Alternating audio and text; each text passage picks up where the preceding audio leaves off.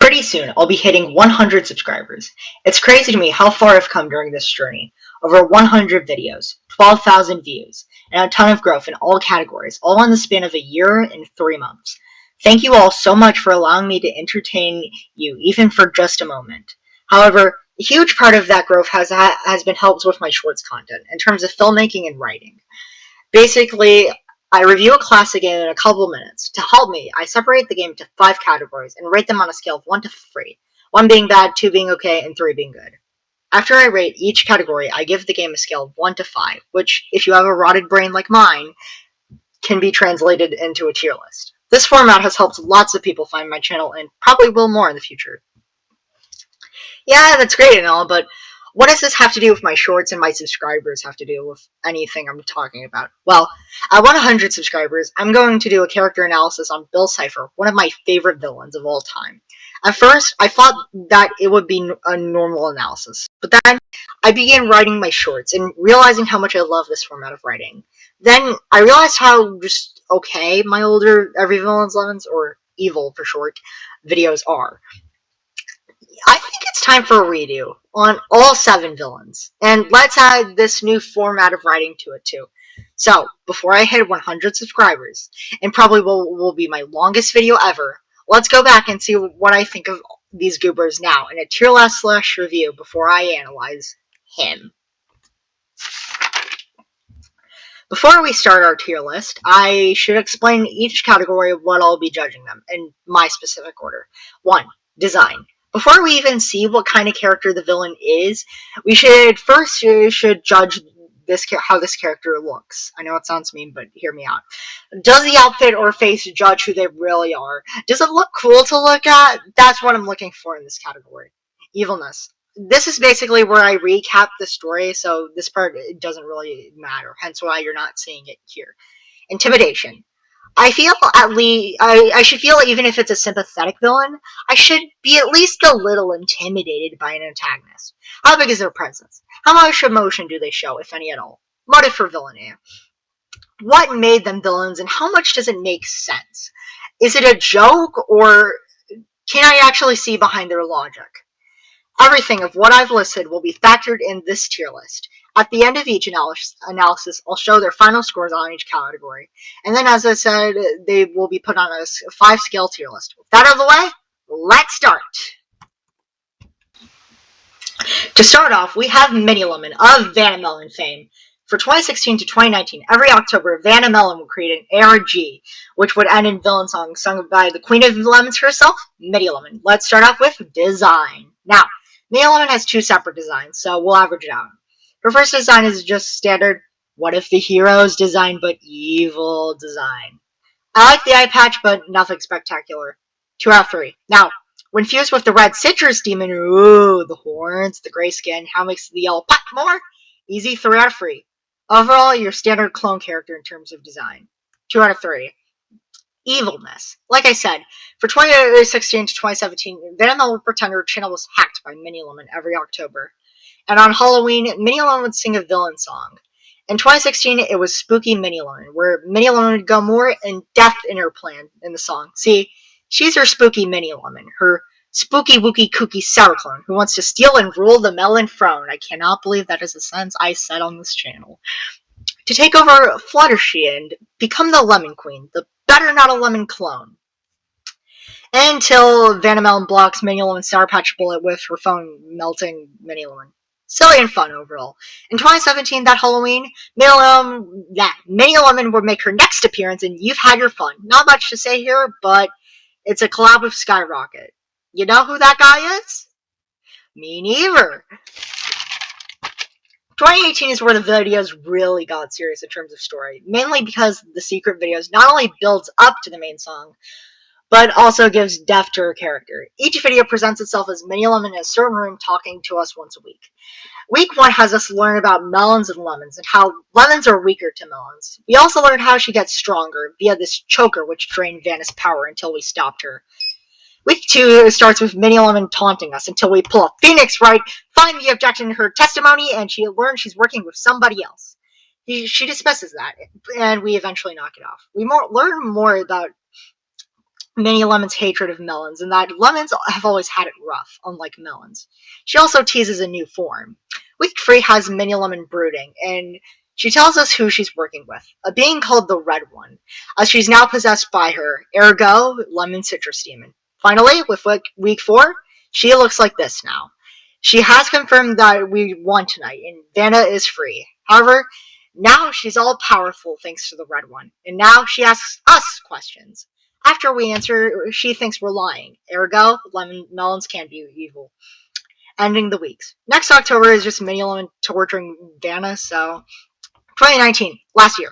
We begin with Quit Your Sour Sweetness, and we learn quite some things about Minnie Lemon.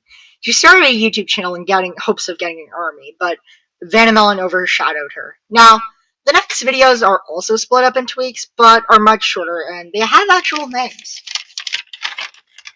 It's detective time is a Vanna story, but we do learn that the Red One is a child manipulated by Minnie Lemon to give her the demonic energy to be a lemon citrus demon. A fruity demon fusion is also a Vanna story, but we learn that Minnie Lemon has the choker on now. Rose's little message is a Rose or Red One story. The final battle for her throne is the conclusion of this. So, Vanna and Minnie Lemon start fighting. Both deal massive blows to one another. The Red One shows up and they both die. The end.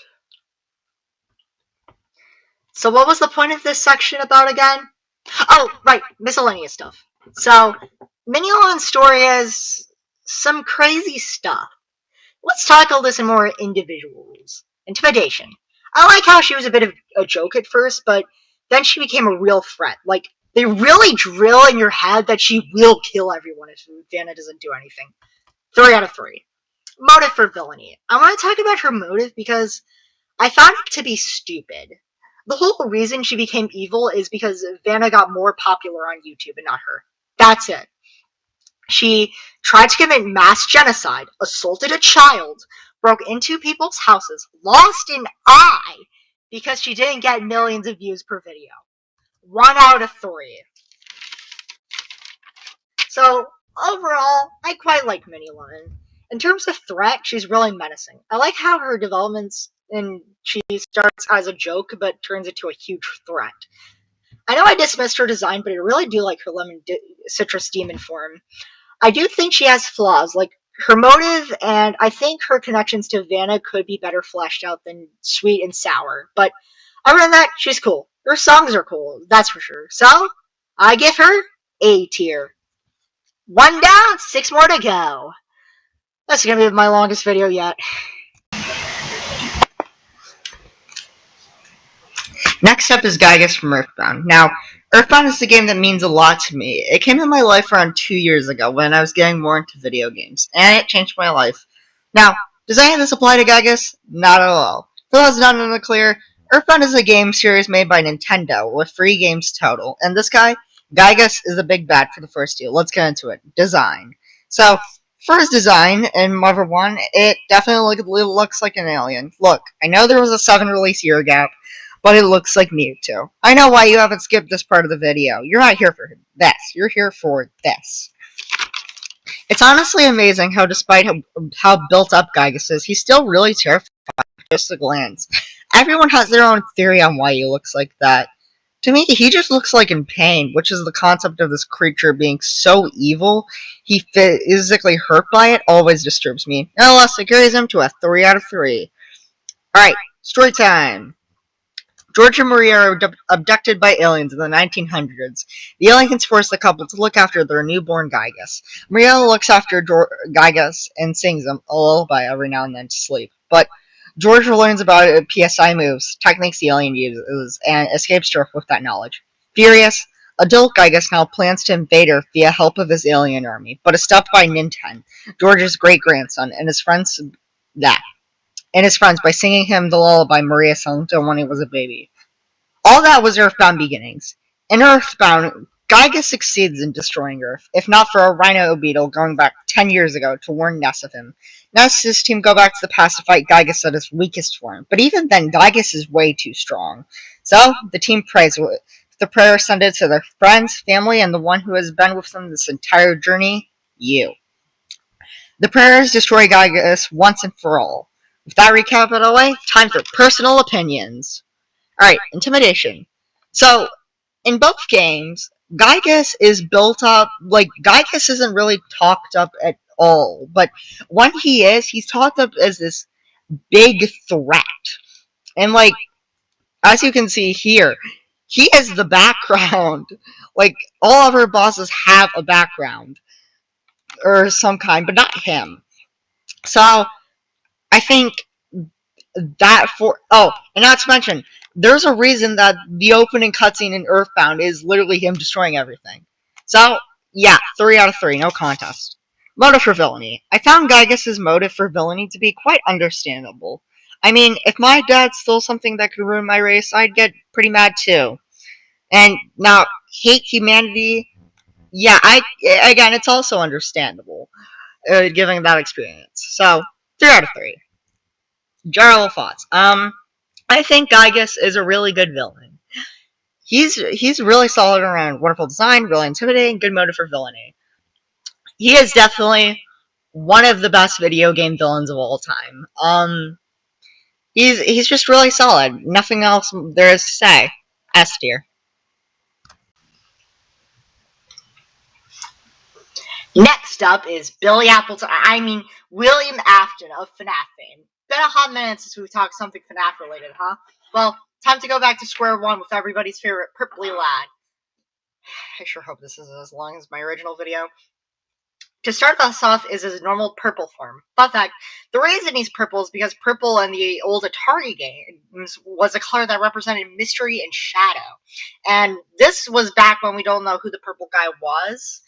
However, I do think that badge right here of his, you might not see my mouse, that you could probably deduce he's in some sort of patrolling position, like a security guard. But he's still a cool design. Now, Springtrap's design, probably the part you've been all here for. It takes what I love about the FNAF 2's Wyver design and fuses it with a rotten corpse. Sounds disgusting, but just looking at this, I can tell how smelly and gross it is. And this is coming from a guy whose sense of smell is absolutely terrible. Scraptrap looks like a potato. 2 out of 3. Alright. Time for story. For the sake of this video, we'll stick to this timeline by OK Importance 9661 on Reddit. Be sure to follow them on Reddit, grab some popcorn, because this is going to be long. Emily and William Afton open up Fredbear's Family Diner with the main attraction being the Springlock suits, animatronic suits that can be piloted by humans. William has 3 kids, from oldest to youngest as Michael, Elizabeth, and the Crying Child. The Crying Child's head gets bitten off by Fredbear due to being shoved by Michael and his friends. William thinks about how not fair it is that Henry can get off scot-free and not him. So, while he was passing the other location, Freddy Fazbear's Pizza, he notices Henry's daughter Charlie was locked out of the building and killed her. William also created the Nightmare animatronics to keep Michael in the house. After killing Charlie, Afton kills 5 more kids and hides them in the back rooms for their corpses, all in the spring bodysuit. Now, obviously no sane person would not notice a pattern with these child murders taking place in the same area. So the police accidentally arrest the wrong guy, Henry, and Freddy Fazbear's closes. However, from November 7th to 13th, William sneaks in as a security guard to watch the behavior of the animatronics. Also on the 14th, there's a birthday party. Also, he gets paid to do this by the police, I guess? I don't know. It's all confusing. Anywho, William learns that the animatronics are possessed by the souls of his victims. So, after his week as the security guard and many years of solo engineering, he creates the Funtime animatronics. Animatronics designed to put kids in their bodies and crush them up like paper inside. Instead of opening another restaurant, William decides to have them for rental, a la Circus. Hence the name Circus Babies Entertainment and Rental. However, Elizabeth, Henry, finally realizing how terrible of an idea this was, William locks up the Funtimes in a bunker and goes back to Freddy Fazbear's to dismantle the original animatronics. But after dismantling the animatronics, things go horribly wrong for old Willy Boy, because the souls of his victims actually come back and they start haunting him. So he decides to go in the Springlock suit, and you can see what's happening on your computer screens. 2,000 years later, a horror podcast makes a horror attraction called Fazbear Frights, based off the tragedies of Freddy Fazbear. They find Springtrap, where he was rotting, and take him to the attraction. Unfortunately, that's also where his oldest and the only one still alive son, Michael, is working. And he is not happy about him torturing and traumatizing him his entire childhood. So he burns Fazbear Frights to the ground with Springtrap in it. And he somehow survives and looks like a potato, only to burn alive again, for real this time. Sorry if I got some things wrong, but it's really hard to discuss. But anyway, let's talk about the old intimidation factor, shall we? I think in terms of intimidation, he was at his best in his first couple appearances, where he was this character we didn't know why he was doing all this. And then they began humanizing him, and, Pizza Sim was really where he started to feel like a joke. Not because of Crunchwrap at all, because like his whole dialogue, that's right, there's dialogue in this game, is just, I'm British and evil. Even going back to his older appearances, it just feels less impactful since we know his story. So, unfortunately, a 1 out of 3. Motive for villainy. Now, because he's humanized, I really like his backstory. Because of the Bite of 83, his friend's creation killing his son, it led to William hating Henry. But his other son, Michael, was also a reason. Therefore, it led to the Nightmare animatronics and Charlie's death, leaving pretty much everything in the franchise. Falls a good because, but therefore structure, which I quite like seeing in storytelling. Obvious 3 out of 3. My closing thoughts, I am really mixed on Afton. I really do like him in the older games. The older games really made him feel like this threat that we didn't know why he was doing all this, as I stated in the intimidation parts. And on top of that, Springtrap's just a really cool character. Like, just seeing him roaming around Fazbear Frights, it just feels so intimidating. But Pizza Sim, though. Pizza Sim ruined his character for me, personally. They made him just British and evil and really flanderized him, to put it nicely. Again, with Sister Location, they kind of did, but it still felt like natural. So, overall, I think he's the perfect B tier. And here we have Metal Sonic of the Sonic series. Probably the most analyzed character of these 7, but we're really here for the tier list, so let's get into it. Alright, let's start off with design. The artists at Sega are crazy good at what they do. Metal Sonic's design is my favorite of the 7 here. Not only does he look cool, but he's got a lot of sharp edges with his limbs. And Sonic doesn't, with his rounder body and whatnot, as if to imply that Sonic's powers are natural while Metal's are mechanical. He also looks so lifeless and cold with that stare of his.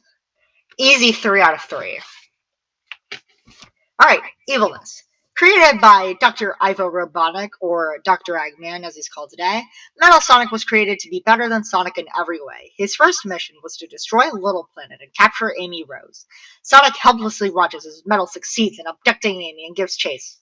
Eventually, Sonic catches up to Metal, and the two race in Stardust Speedway to see who is the real Sonic, with Sonic being the victor of the race. Years later, in 2004, Metal Sonic overthrows Eggman and becomes the leader of the Eggman Empire. Metal is given the ability to copy the data of those who beat him in a fight, so he copies Eggman's data to disguise himself as Eggman in order to fight Team Sonic and Team Dark. After doing that and copying their data, the Chaotix free Eggman and Metal Sonic becomes a kaiju monster Metal Overlord. Team Sonic becomes Super and destroys Metal Overlord, reverting him back to his normal form. Since then, he's really just been Eggman's lackey, fighting Sonic when needed. Now, for the real nitty-gritty of this part of the section. Intimidation.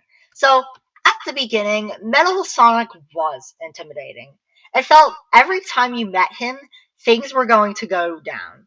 Then Sonic 4 happened, and they really reduced him to just being this filler boss. And The only real time they did it where it didn't feel like that was Mania. And don't get me wrong, I don't really hate any of his appearances in these games, or specifically, except Sonic 4. Uh, but I hate that's really a problem I have with that game in general. But then again, at the same time, they could do something new with him. That's really the point I'm trying to get across. 2 out of 3. Motive for villainy. I think Metal's motive for villainy is good. When you dig deep, you realize he just wants to be the real Sonic and not live in someone else's shadow. He was created to be someone else, somebody he isn't. So what do? You try to replace him, and time again you learn you aren't really that guy. All of that sappy stuff, and he still looks cool while doing it. 3 out of 3. So, overall, Metal Sonic is cool. I know I said he does feel overused at times, but I do hope his future appearances will do what at least Mania did and don't have that filler boss feeling. And yeah, I give him A tier.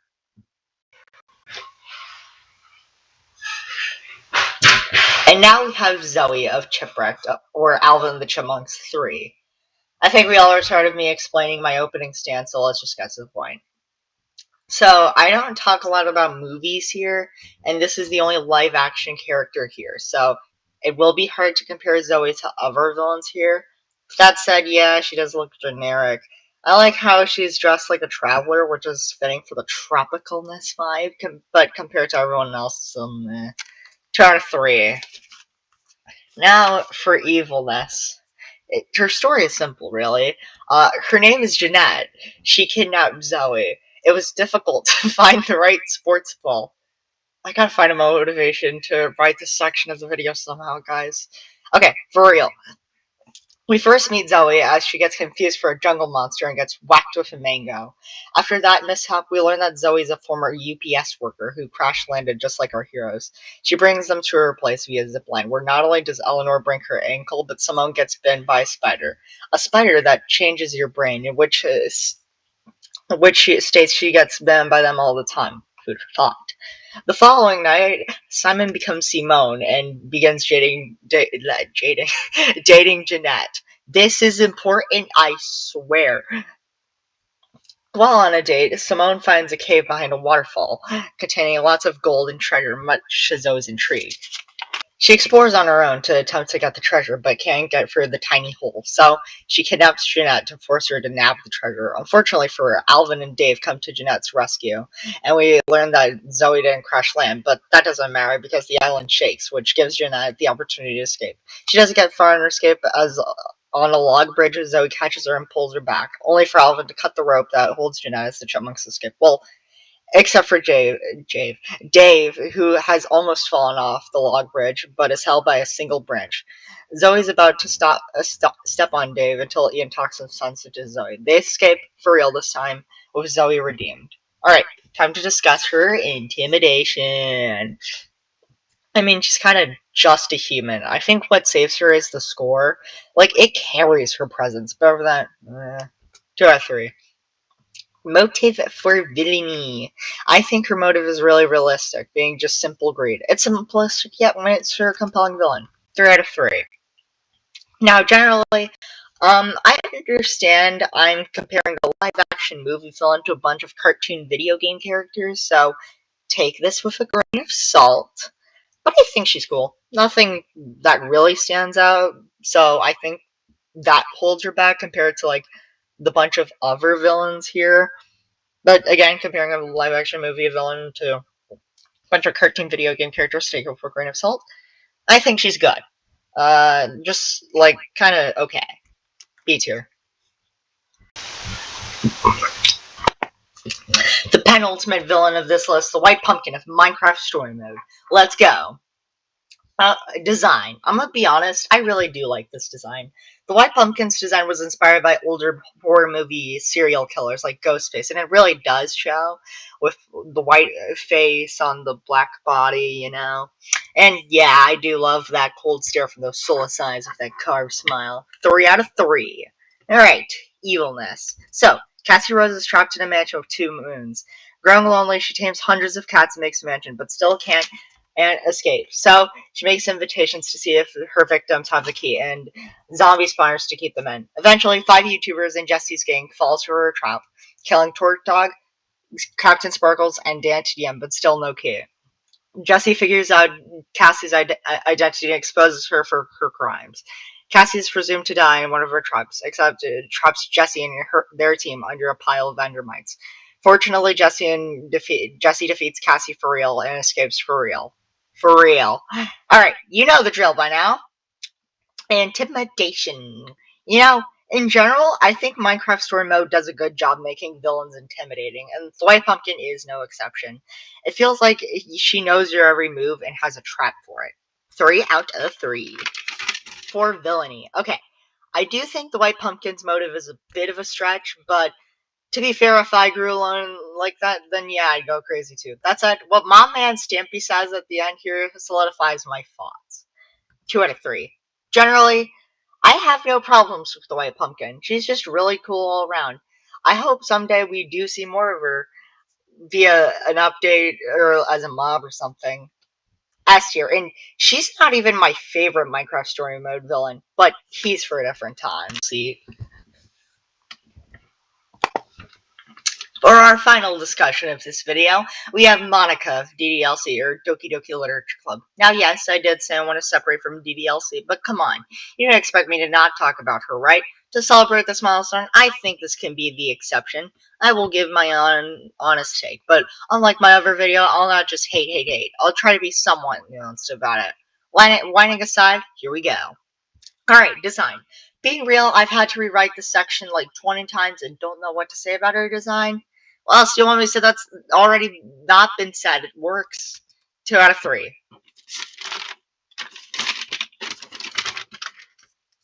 Alright, evilness. So, before the events of DDLC, Monica was the president of a normal literature club, but somehow that came with the knowledge that she's in a game. She views her life as what it is, a game, and the player is the only real thing. But she cannot really talk to them the same way the other girls can. So she starts changing the other girls' personalities, with that backfiring too. Eventually, she then deletes the other girls, leaving only her. The player will delete her, in which Monica will restore the other girls, only to delete them again. Got that? Good. Tier list time.